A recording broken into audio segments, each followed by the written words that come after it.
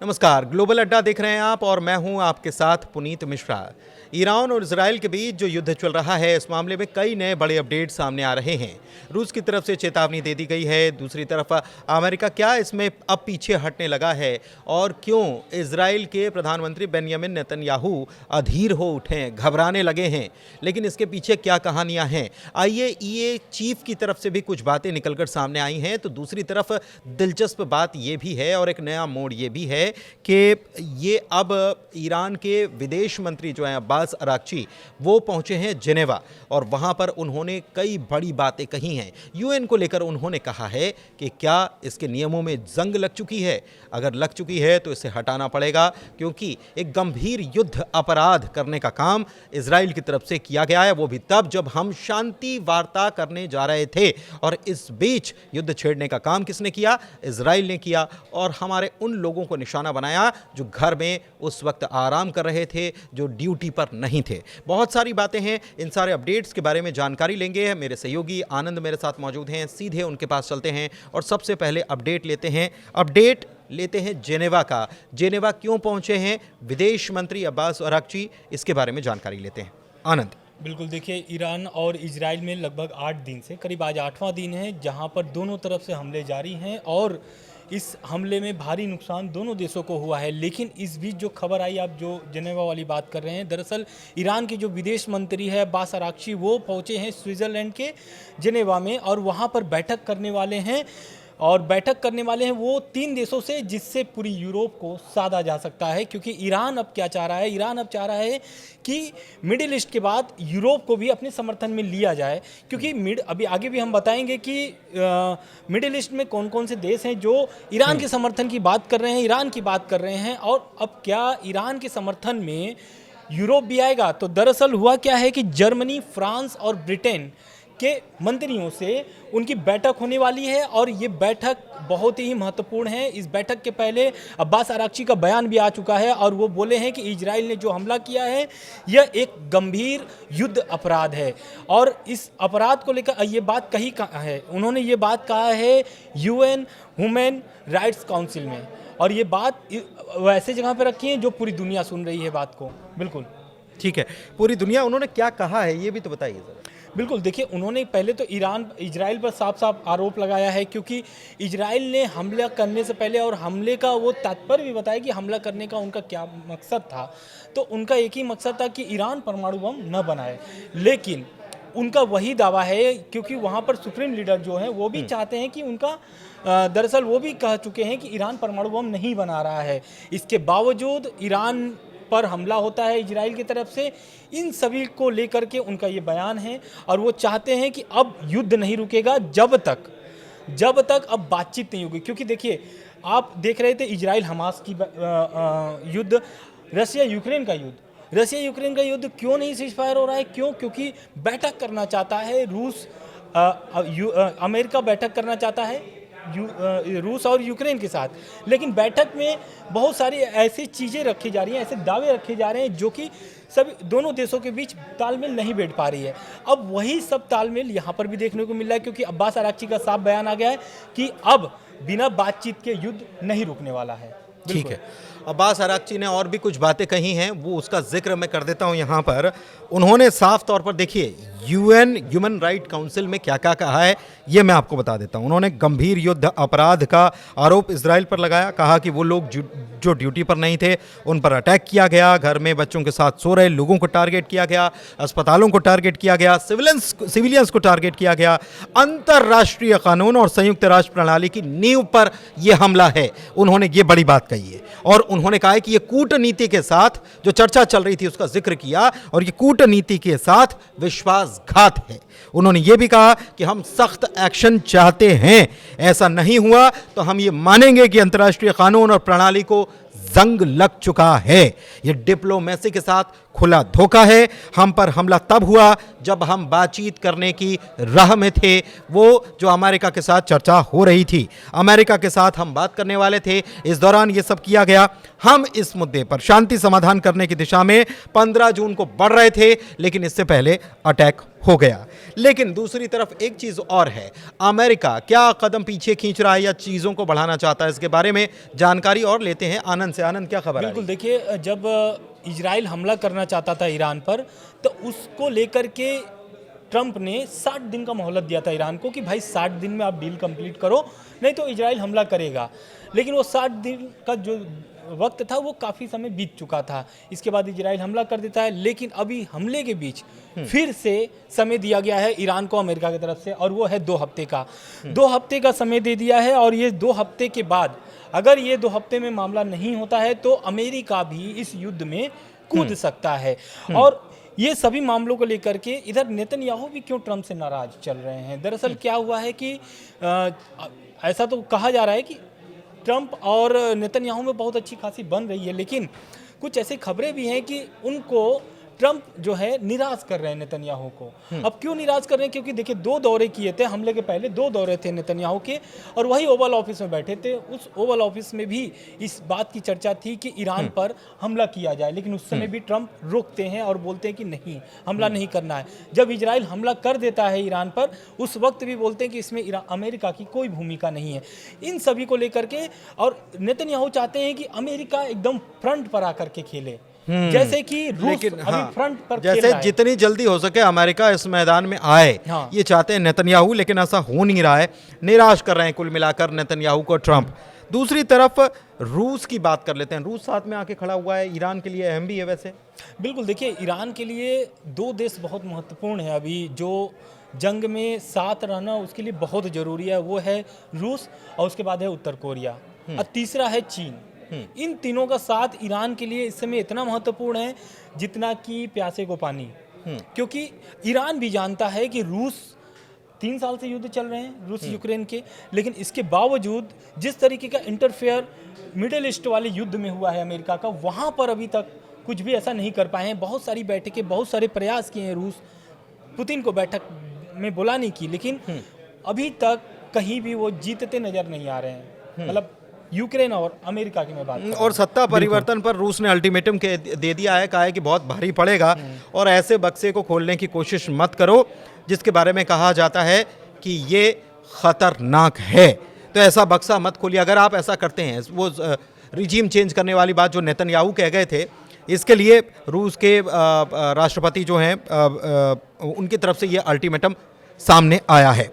एक बात और है कि सीरिया में भी अगर देखा जाए तो सीरिया में जिस तरीके से सत्ता परिवर्तन हुआ है, उसके बाद से रूस के लिए आखिरी सहारा जो है या उसका साथी जो है वो ईरान ही है। बिल्कुल, क्योंकि देखिए बशर अल असद की सरकार थी, और उस समय क्या था कि समर्थन किसको था? ईरान और रूस की। लेकिन बशर अल असद को खुद ही जाकर के रूस में शिफ्ट होना पड़ा, क्योंकि अल जुलानी की जो सरकार है, एक तरीके से अल जुलानी का कब्जा हो गया सरकार पर, और अल जुलानी जो है झुकाव किधर है उनका? अमेरिका से हाथ मिला लेते हैं। तो अब क्या है कि सीरिया में झटका रूस को लग चुका है, और रूस अब नहीं चाहेगा कि ईरान से भी उसको झटका लगे, क्योंकि अगर ईरान से झटका लगेगा यानी कि खामनेई का खात्मा, यानी मिडिल ईस्ट में भारी तबाही। और ये हम नहीं, एक्सपर्ट का कहना है। हाँ, तो एक्सपर्ट्स ये कह रहे हैं कि भारी तबाही लाएगा जो नेतन्याहू चाहते हैं। अगर ऐसा करने की कोशिश करते हैं तो बहुत मुश्किल हो जाएगी, बहुत चीज़ें बिगड़ जाएंगी। इसके अलावा IAEA का बयान ताज़ा जो है वो बड़ा चर्चा में आ गया है। IAEA इसमें इन्वॉल्व हो गया है। बिल्कुल, देखिए, आज सुबह से IAEA ट्रेंडिंग में भी है। दरअसल अंतर्राष्ट्रीय परमाणु ऊर्जा एजेंसी जो है, उनके बयानों में बहुत सारे परिवर्तन देखने को मिला है, और ये हमले के बाद मिला है। दरअसल इजराइल ने जब हमला बोला ईरान पर, तो ईरान का इस पर आरोप लगाया है IAEA पर, और सीधा सीधा IAEA पर आरोप लगा है कि वो इजराइल के लिए प्लॉटिंग किए हैं, यानी कि वो एक जमीन तैयार किए हैं कि क्या, क्योंकि अभी आप सब लोग जानते हैं कि IAEA के चीफ जो थे ईरान के कुछ ही महीने पहले दौरे पर थे, और पूरी जांच पड़ताल के बाद वो आए भी थे और उनका बयान भी आया था कि ईरान बहुत जल्दी परमाणु शक्ति बन सकता है क्योंकि उनके पास 90% यूरेनियम जमा हो चुके हैं, जमा होने वाला है, होने ऐसा वाला कहा है गया। या फिर हो चुके हैं, इस तरीके के बयान वो लगातार आ एक रहे थे। अंदाजा उन्होंने बिल्कुल। लगाया था। हाँ, उन्होंने कहा था 60% हो चुका है, 90% तक ये पहुंच सकते हैं। बिल्कुल। एक चीज और है, ये उन्होंने ये भी कहा है कि ईरान अभी ताजा बयान यही बिल्कुल। है, अब ताजा बयान उनका ये आ रहा है कि ईरान बम नहीं बना रहा है, ये बहुत बड़ी बात है। और क्योंकि पिछले वाले बयान से और इस बयान के अगर तुलना किया जाए तो काफी परिवर्तन है। इसमें सबसे बड़ी बात यह है कि अमेरिका का क्या खेल है। ये पहले कहता है कि वो परमाणु बम बनाने के बहुत करीब है, अब वो कह रहा है कि नहीं, वो परमाणु बम नहीं बना रहा था, लेकिन हाँ उसका समर्थन ज्यादा हो चुका था। तो इस पर विवाद शुरू हो गया है और अब राफेल ग्रोसी ने ये कहा। लेकिन एक चीज है, फोर्डो प्लांट की भी चर्चा बड़ी चल रही है कि फोर्डो प्लांट बड़ा ट्रेंडिंग में। बिल्कुल, लेकिन इस पे आईए का बयान आ गया है और आईए का कहना है कि फोर्डो प्लांट जो है जमींदोज करना इतना आसान नहीं है, क्योंकि जमीन के 295 फीट नीचे लैब बनाया गया है फोर्डो का, तो उसको इतना आसान नहीं है कि उस एक तरीके कड़ी को तोड़ा जा सके, क्योंकि कोई भी ऐसी अभी हथियार नहीं है कि वो क्षति पहुंचा सके। अमेरिका फिर कुछ तैयारी कर रहा है क्या इसके लिए? बिल्कुल, अमेरिका का तैयारी है और न्यूक्लियर वॉर हेड हमला करने की तैयारी है ये अमेरिका का। इस पर ऐसी खबरें हैं, ऐसा कोई दावा किया जा रहा है बस। कि मतलब ये समझ लीजिए कि उस पे न्यूक्लियर बम लगाया जाए और उसको वहां पर फोड़ा जाए, ऐसी चीजें हैं। लेकिन अगर उस पे हमला होता है तो उसकी रेडिएशन, हाँ, उसकी रेडिएशन का खतरा कितना होगा? बहुत खतरा होगा। और आने वाले समय में ईरान एक तरीके से बर्बादी के कगार पे हो जाएगा, क्योंकि बहुत रेडिएशन गंभीर उसका रेडिएशन हो जाएगा। तो ये पूरी दुनिया में तहलका मचाने वाला होगा। एक चीज और, अमेरिका का एक और है बंकर बस्टर बम, 30,000 किलो का ये बंकर बस्टर बम बताया जाता है, इससे हमला किया जा सकता है, ये भी इसकी प्लानिंग चल रही है। लेकिन ये आपको बताएं कि ये कारगर होगा कि नहीं होगा, अभी इसमें कंफ्यूजन है कि ये कारगर होगा कि नहीं होगा। एक बात और है कि ईरान लगातार जो अटैक कर रहा है, मतलब 4 दिन के बाद 5वां, 6वां, 7वां और आज 8वां दिन करीब मान सकते हैं हम, 8 दिन में बहुत भारी नुकसान, मतलब आखिर के 4 दिन अगर देखा जाए तो इजराइल को बहुत नुकसान झेलना पड़ा है। बहुत नुकसान झेलना पड़ा है और ईरान ने आज 25 मिसाइलें दागी हैं इजराइल पर। क्योंकि देखिए, अभी पिछले दिनों खबर आई कि इजराइल के अस्पताल पे हमला हुआ है और इस पर बयान भी आया था ईरान का। ईरान ने बोला कि हम अस्पताल पे हमला नहीं किए थे, उसके बगल में सैन्य ठिकाने थे इजराइल के, आईडीएफ के सैन्य ठिकाने थे, मैं उस पर हमला किया था। और इसके बाद नेतन्याहू का बयान भी आता है कि इस हमले का जवाब ईरान को भुगतना पड़ेगा, क्योंकि ये जो है सीधे सीधे इजरायलियों पर हमला है और जनता पर हमला है। इसके पहले ईरान ये कह चुका है कि हमारे भी अस्पतालों पर हमला किया गया, वहां पर बेकसूरों को मारा गया। सबसे बड़ी बात यह है कि राइटर्स जो न्यूज़ एजेंसी है उसकी तरफ से एक बड़ी खबर निकलकर सामने आ रही है कि तेल अवीव और यरूशलेम में लगातार धमाकों की आवाज़ सुनाई दे रही है। तो एक बड़ा वो लेकिन आ गया एक तरीके से ईरान ने लेकिन ऐना दिखा दिया इजराइल को, क्योंकि जिस तरीके से गाजा पर इजराइल का हमला था, और आप देखिए शायद इजराइल समझ रहा था कि हम गाजा जैसे ही है, गाजा जैसे ही है। और कहीं ना कहीं अगर अब्बास अराक्ची का बयान आता है कि अब युद्ध रुकने वाला नहीं है, तो कहीं ना कहीं यही मामला बन सकता है, क्योंकि ईरान के समर्थन में भी बहुत सारे देश हैं। बिल्कुल ठीक है, बहुत सारे देश हैं, इसमें तुर्की भी है। अर्दोगान की तरफ से कुछ बयान आया। बिल्कुल, देखिए, बात हम लोग मिडिल ईस्ट की भी कर रहे थे कि ईरान के समर्थन में मिडिल ईस्ट के कौन कौन से देश आ सकते हैं। तो पहले तुर्की ने हाथ आगे बढ़ा दिया है ईरान के समर्थन में, और उसने बोला है कि ईरान को रक्षा का अधिकार है। एक तरीके से खुला समर्थन है, क्योंकि नेतन्याहू को टारगेट किया है। बिल्कुल, नेतन्याहू को टारगेट किया है और नरसंहार किया है। एक तरीके से नेतन्याहू हिटलर का, मतलब हिटलर से भी ज्यादा बता दिए। हाँ, हिटलर से भी बढ़कर बताया। बिल्कुल, नेतन्याहू को हिटलर भी बोल दिया है अर्दोगान ने। लेकिन कहीं ना कहीं ईरान अब धीरे धीरे मिडिल ईस्ट में मजबूत बन रहा है, क्योंकि बहुत सारे देश है। सऊदी अरब का भी बयान इस पे आया है। सऊदी अरब ने भी बोला है कि नागरिक परमाणु सुविधाओं पर सैन्य हमले अंतर्राष्ट्रीय कानूनों का उल्लंघन है। एक तरीके से ये इजराइल को बोला जा रहा है सऊदी अरब की तरफ से। बिल्कुल, ये की तरफ से एक बयान और आया है। वो दरअसल ये ऐसा आया है कि कुछ खोंडब में हैवी वाटर रिसर्च रिएक्टर है, उसको लेकर आईएईए ने कहा है कि न्यूक्लियर फैसिलिटी की प्रमुख इमारतों को नुकसान पहुंचाया गया, लेकिन यहाँ पर कोई यूरेनियम का संवर्धन नहीं था, कोई परमाणु सामग्री नहीं थी, कोई रेडियोलॉजिकल इफेक्ट इस पे नहीं हुआ है। लेकिन अब एक बड़ी बात है, भारत चला रहा है ऑपरेशन सिंधु, उसका क्या अपडेट है? बिल्कुल, देखिए, ईरान ने भारत के लिए अपना एयरबेस खोल दिया है। एयर स्पेस खोल दिया। एयर स्पेस खोल दिया है। और ये एयर स्पेस एक तरीके से भारत के लिए सुखद खबर है, क्योंकि भारत के जितने भी नागरिक वहाँ पर है ईरान में, चाहे वो पढ़ने के लिए गए हों, चाहे वो व्यापार के लिए गए हों, या फिर व्यापार कर रहे होंगे वहाँ पर भारत के नागरिक, उनके लिए ये एयरबेस ईरान की तरफ से खोला गया है। और अभी तक 1000 भारतीय छात्र वापस आ चुके हैं। बिल्कुल, मतलब वो ट्रैवल कर रहे हैं, अभी जल्दी लौट जाएंगे। इस बीच जुमे की नमाज आज जब हुई तो उसके बाद ईरान में हजारों लाखों की तादाद में ईरानी सड़क पर उतर आए और प्रदर्शन करने लगे।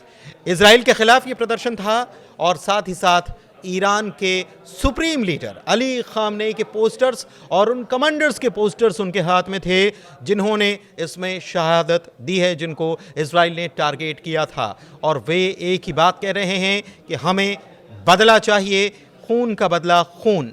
वो ये भी नारे लगाते हुए नजर आए और उन्होंने कहा कि हम सब एक साथ खड़े हैं अपने सुप्रीम लीडर के साथ। तो कुल मिलाकर चर्चा को यहीं समाप्त करते हैं। कैसी लगी चर्चा ज़रूर बताइएगा। आप तक अपडेट हमने पहुंचाए और फिलहाल इस चर्चा में इतना ही। ग्लोबल अड्डा को अपना प्यार देते रहिए। मुझे और आनंद को दीजिए इजाज़त। नमस्कार। नमस्कार।